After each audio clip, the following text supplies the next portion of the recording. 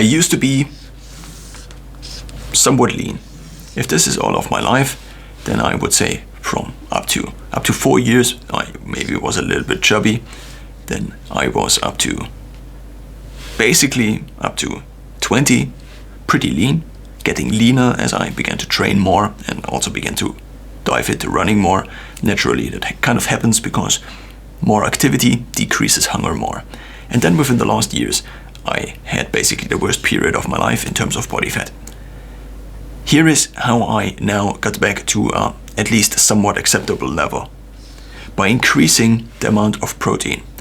So the amount of food you eat is divided into different macronutrients, and these different macronutrients have different satiation values, you could say. So for every unit of a macronutrient you eat, you feel satiated. Now for carbs, if this is just a random diet, let's say this is carbs, let's just say this is C, carbs, then we have also fat, which we call F, and we also have protein, which we call P. You might have guessed it already. So now depending on how much of this cake is protein, how much of this cake is carbs, and how much of this cake is fat, we can now basically give out, if this is a function, a satiation function, then we can give out a value of satiation for every given meal, or also for all the meals you consume in a given day.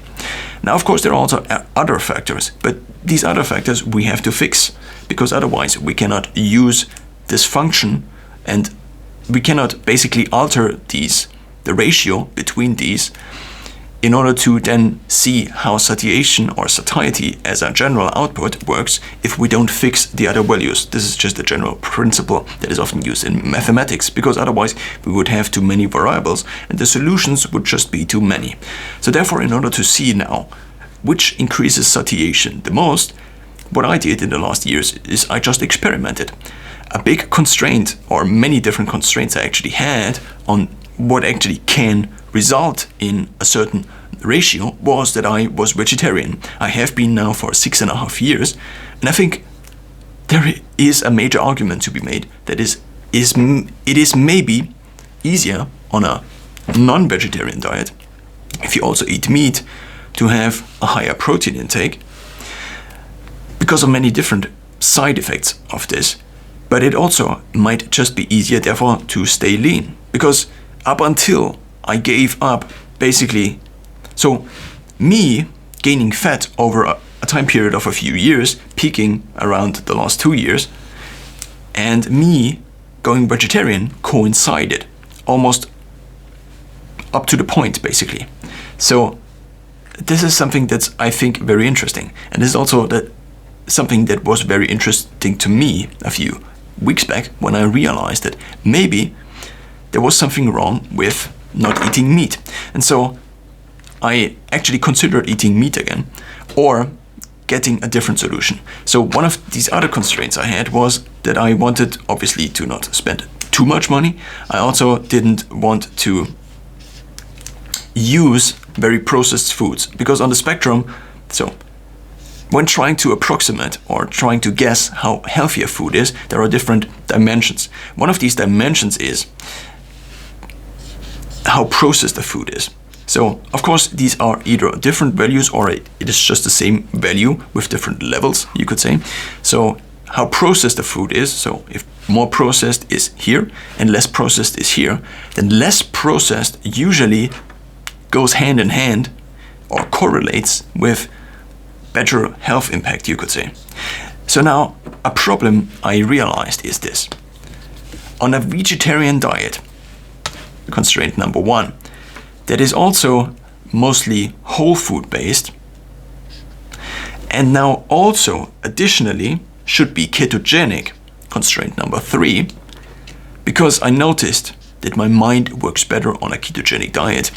And since performance, your mental performance is basically the number one bottleneck in what you're able to do in everyday life if you're not a carpenter. And also then you could make an argument that if you just had a little bit more of an efficient mind, of a more high-performing mind, a carpenter, I think, is still too much of, there is still too much brain power. It would have to be something where only your physical abilities would be required, and you could basically automate all the thinking, and then you would just do the same thing again and again, like working on these assembly line is the name. So of course you would still need brain power, but the question is how much an additional unit of brain power results in productivity or in additional productivity. So now with these constraints in mind, if I wanted to only hit up to 50 grams of carbs in a given day, that's kind of the maximum. I also wanted to be vegetarian, and I also wanted to be, the G is difficult, I actually got it the wrong way around in mirror. And with these constraints in mind, and also whole food based, and also budget constraints, and also a lot of other constraints that I don't think that are that necessary, it is very difficult to get enough protein, I think. Because protein is not protein. If you have a certain amount of protein in your diet, then the question is how much of this protein can be processed by your body and then turned into muscle and other tissue. When it comes to peanuts, for example, I think the bioavailability of peanuts is 52%. What this means is if on the package of the peanuts is 50, I wrote it the wrong way around, I'm still learning, is 50 grams of peanuts, or let's just say 100 for the sake of it. You eat 100 grams of peanut protein, then you can only access 52 grams of this protein and turn it into actual protein. This means if you wanted to cover your protein needs from peanuts, then with the following macronutrient ratios, 100 grams of peanuts has 560 calories, 16 grams of carbs, 49 grams of fat, and 26 grams of protein. Let's simplify these numbers and let's just say, okay, it's 25 grams of protein, it's 50 grams of fat, and 16 grams of carbs. Now, let's say you wanna just shoot for a very high protein intake of maybe up to 2 grams or maybe even more of bioavailable protein for your kilogram of body weight. Then let's just assume I'm 80 kilos, which I'm not anymore, but let's just assume I would have more muscle, for example, instead of more fat. Then 80 kilograms would result in, you guessed it, 160 grams of bioavailable protein. If we add an additional safety factor maybe, because maybe the protein isn't totally bioavailable, which it usually isn't, then we would maybe have 200 grams of protein. So now 200 grams of bioavailable protein, if you want to hit it with peanuts, you take the 200 grams divided by 25 and then see how many grams of peanuts you need. It's 800 grams. So now 800 grams of peanuts, what this gives you is 500 calories multiplied by 8. Now, if you multiply 8 by 500 calories, what you get is 4,000 calories. Now, for most people, 4,000 calories is too much. And that's the basic problem. Peanuts are very high in protein. And that's not even now accounting too much for bioavailability, because if I said I wanted 200 grams of bioavailable protein instead of 160, and I think 200 grams of bioavailable protein even makes sense. If you take, for example, 2.5 as a number, 2.5 grams of bioavailable protein for every kilogram of body weight, and you assume I'm still 80 kilograms, and you multiply this by 2.5, what this results in is, you guessed it, exactly 200 grams of bioavailable protein.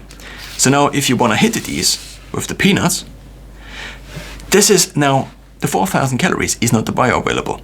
We want to have 200 grams of bioavailable protein.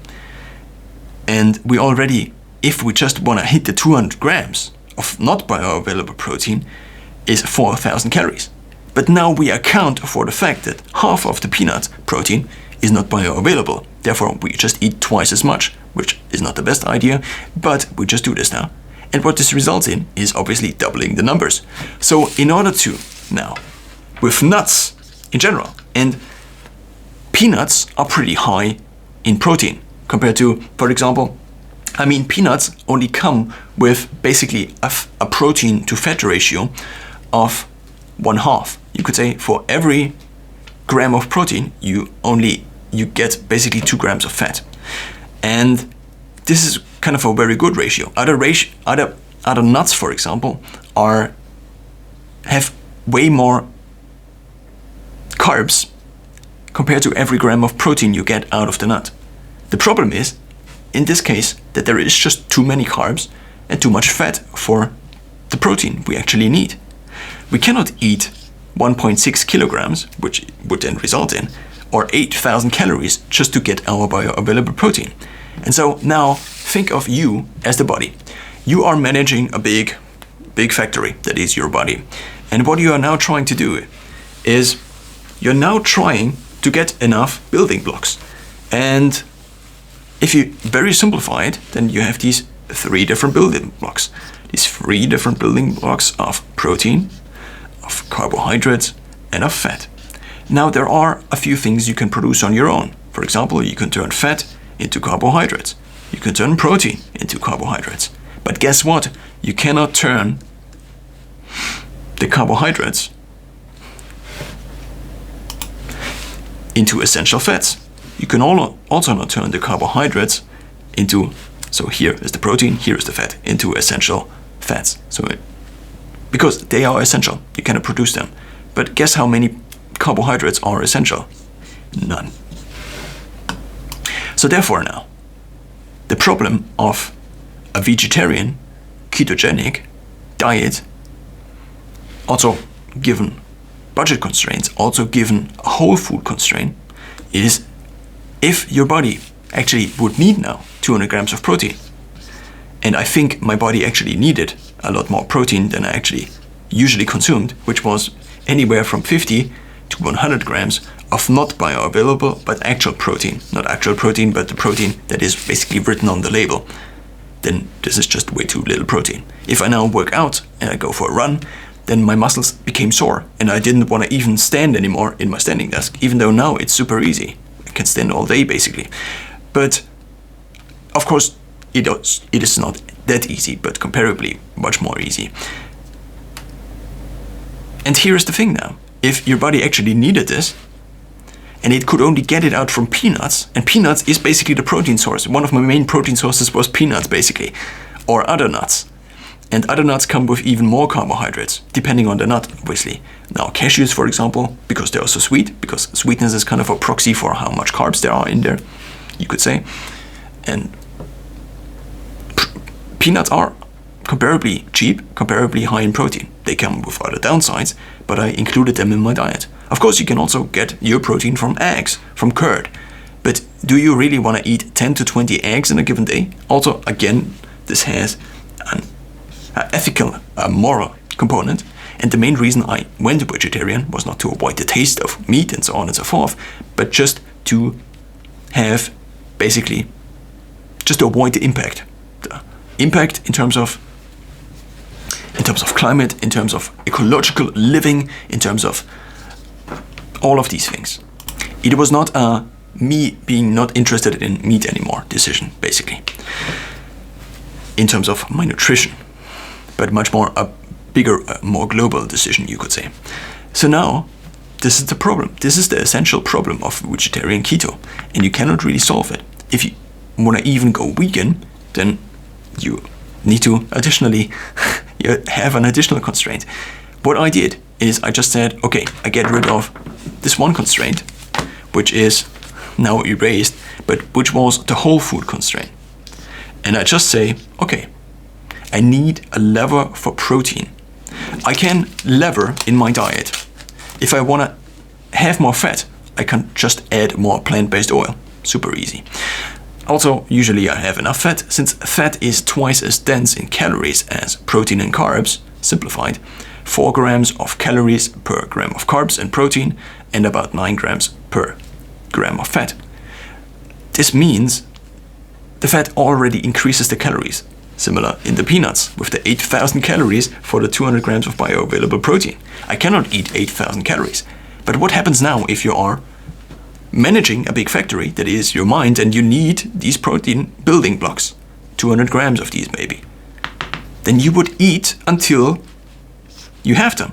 And if this means you have to eat until 8,000 calories, which is basically 4 times as much as you would usually need, or maybe 3 times as much, depending on your base metabolic rate, your activity, and so on and so forth. For me, it's usually 2,000 calories if I don't do anything active and I just stand around all day. And additionally, I have maybe 250 to 500 kilograms of activity, and I have usually a base metabolic rate of 1,800. This means now, if you are basically controlling this body, what you would tell the body is, eat until the protein is met, if it is the protein you need. Of course, maybe the fat is also the limiting factor, but I think it is usually not, because the carbs cannot really be the limiting factor because they are not essential. The fat can be the limiting factor if you don't have the essential fats, but maybe usually they are covered. I mean, of course you have to still control them, but in terms of what gives me the biggest bang for the bucks in how to improve my diet, I just said, okay, maybe I just have a protein lever. I don't need a carb lever because I want to get rid of as many carbs as possible because of the ketogenic diet. I already have a fat lever. Just take a bottle of olive oil and pour 50 grams of olive oil more in. Since fat is so calorie dense, so energy dense, you can do this very easily. You don't need a lot of money and you don't need a lot of oil to just increase the calories. 100 grams of oil is almost 1,000 calories. So therefore the only thing you would need to consume to meet your daily caloric needs would be about 200 grams of olive oil, or much more milliliters, because grams and milliliters are not exactly the same because of the density of oil not being 1 gram per milliliter. So here is what I did. I said, okay, can I get this somehow still from plants and still have 200 grams? I now shoot not for 200 grams of bioavailable, but for 200 grams of protein in total, because I just cannot. First of all, I cannot eat a lot more basically of protein.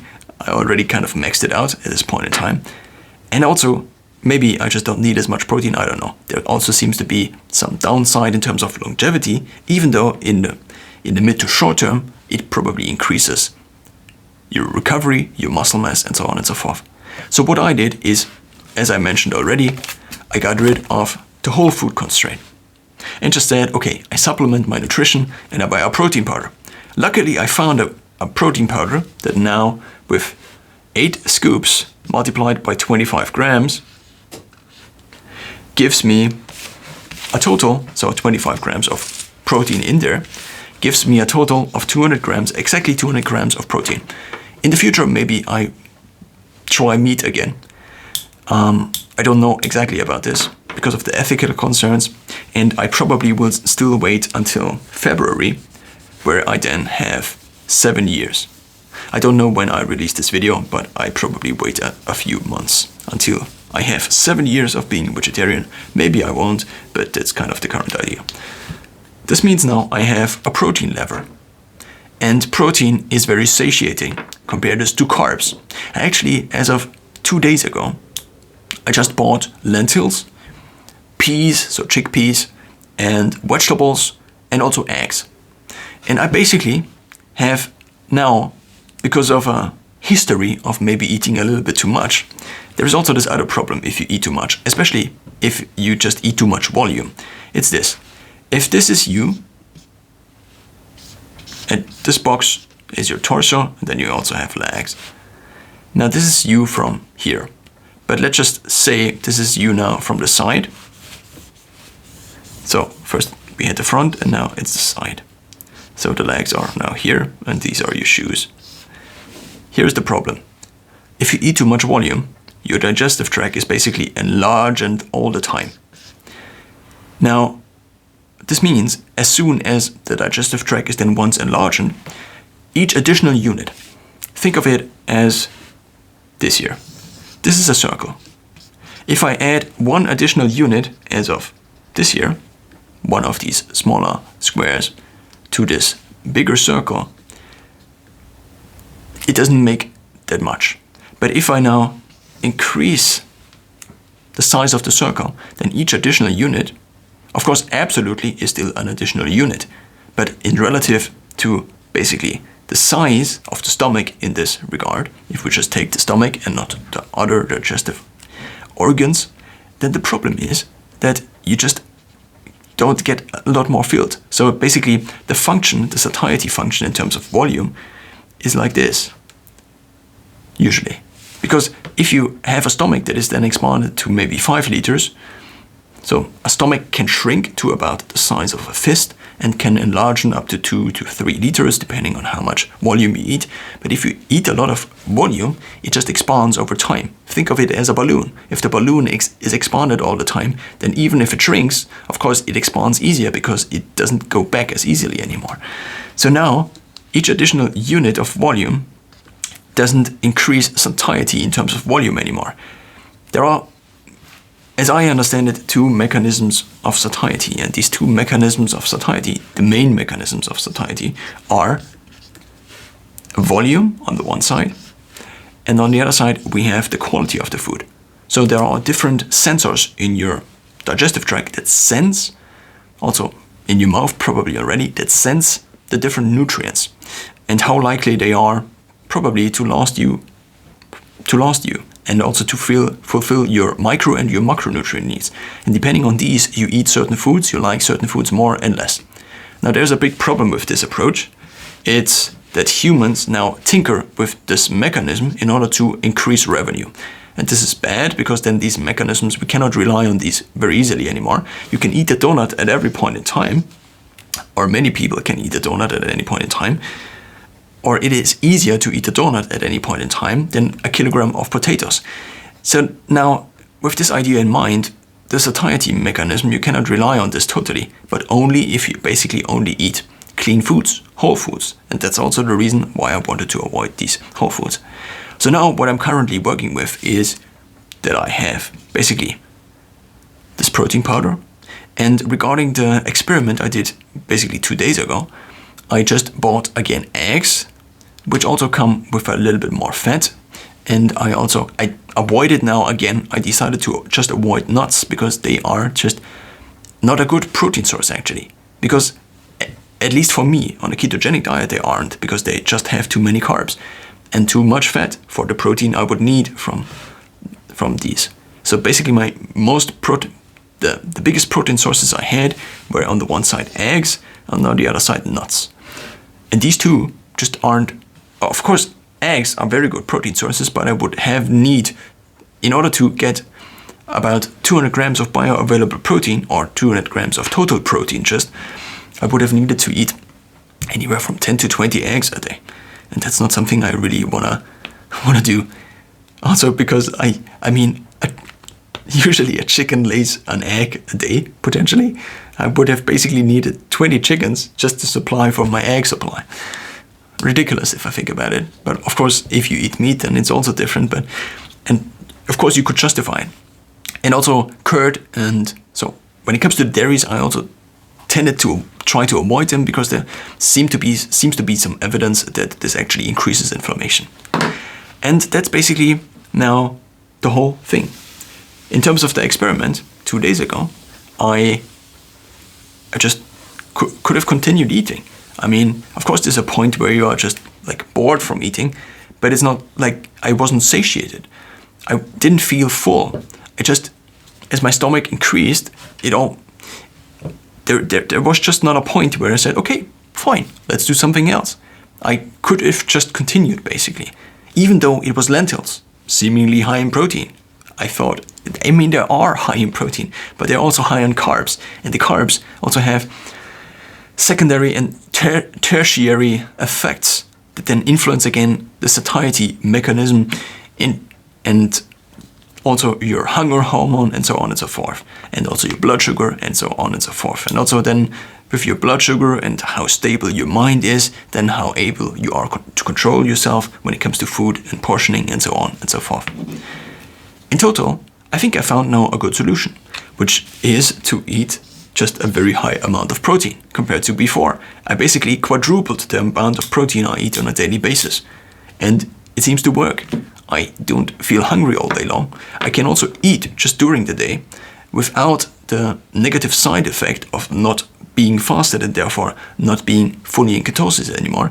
Because I think on the side, so if you are trying to fast, on the one side of the spectrum, or let's just say this is the spectrum, on the one side of the spectrum, you have the fasting benefits, which is the mental clarity, or let's just say this whole thing is fasting. And on the one side, we have the mental clarity benefit, which stems from ketosis, but also stems from more stable blood sugar levels, in short. So this is, what is a good thing for high focus? Let's just make an error, high focus. And on the other side, what we do have is the downsides. Sometimes hunger appearing, depending on how you eat previously, how you ate historically, then the ghrelin usually rises at these points in time still until you did this more and more, and then the ghrelin doesn't rise anymore. The hunger hormone is ghrelin, which is responsible and spikes a few times a day, usually when people tended to eat historically. So if this is the morning, it spikes again, and so on and so forth. Now, on the other side, there are the downsides of fasting, which is that there, at least in my mind, seems to be this limitation of, oh, I cannot eat this anymore, and blah. So this monkey mind basically trying to convince you to just eat. So now, of course, there is now also this monkey here. This monkey, how do I draw a monkey? Let's just draw it as a human. And on this line, I just say, okay, how can I get the benefits of fasting without actually having to fast all day long, just to keep my mental clarity up and to keep therefore my level of productivity up. And in the past, I couldn't mix those two. I couldn't eat during the day, because then my productivity would decline. Why? Because of mostly I guess because of the carbs in nuts. And therefore also because of the negative side effect of me just eating, for example, way too much peanuts, because I actually probably needed that much protein and therefore wanted to eat more of the peanuts. At least some part of me wanted to eat more peanuts, at least, and the rational part said, okay, that's actually too much food, and I actually noticed this over time, obviously, that it was too much food, but I still couldn't keep myself very consistently from eating too much food just without fasting. So basically, what ideally would happen is that you eat, and you eat as much of the micro and macronutrients as you need on this given point in time. And then you would fast again, and then you would eat again. And that's basically how eating in general works. But it just didn't really work for me. And I think I figured it out right now. At least it seems to work as of right now. And I now can also eat just during the day. I also simplified my nutrition, which I discussed in other pieces of content, you could say, already. And that's in short how I now kind of am currently managing for the body fat that spiked in recent years to maybe go down a little bit again. And also then I'm maybe still managing to do approximating a vegan diet, because the only thing that is not vegan in my diet right now is whenever I cheat, basically. Every few days I just eat eggs and dairies and so on and so forth. But in between I'm vegan, you could say. I'm not trying to be fully vegan. That's not the approach.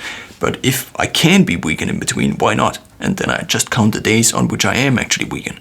The only thing I still have is a not vegan omega-3 fatty acid supplement, because in terms of two things, the vegan alternative is not good. And these two things are, there is just not enough omega-3 fatty acids of the EPA and DHA, so of the one you actually try to target for in there. That's the one side. And the other side is that if you then basically, you would need twice as many of these supplements, usually in terms of grams, to then achieve the same level of EPA. Let's say 2 grams a day as recommended.